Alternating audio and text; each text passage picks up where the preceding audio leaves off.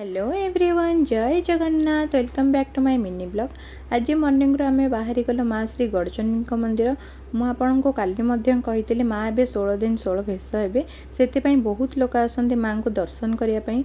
माँ तो काली चांदी भेष होता है, आज कौ भेष होती मुझे वीडियो लास्ट जनइबी से आप वीडियो स्क्रिप्ट न करके फास्ट लास्ट जाए देखिए।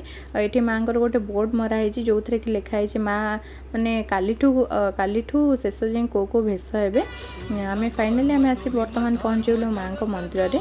मुझे माँ को मंदिर में बाहर केते सुंदर सजाई आपको देखा। ये माँ मंगला अच्छा माँ आज होती सुनावेश।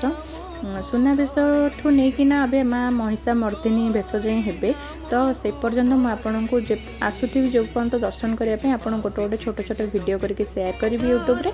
आपण माँ को सही दर्शन करेंगे। ये मो हजबैंड आम ये बसिक कथा होलु। मंदिर गले तो सेमती आसी हुए जहाँ माँ को चकड़ा बसवा पड़े। फेरला बेले मुझे आखु जूस पीली। मॉर्निंग आखु जूसटा भी देहपाई बहुत भल। बर्तमान आम चलू घर को। आपको जब मो वीडियोटी भल लगुच लाइक कमेंट शेयर करेंगे। आपण सपोर्ट मत निहाती दरकार, तो चैनल को सब्सक्राइब करेंगे।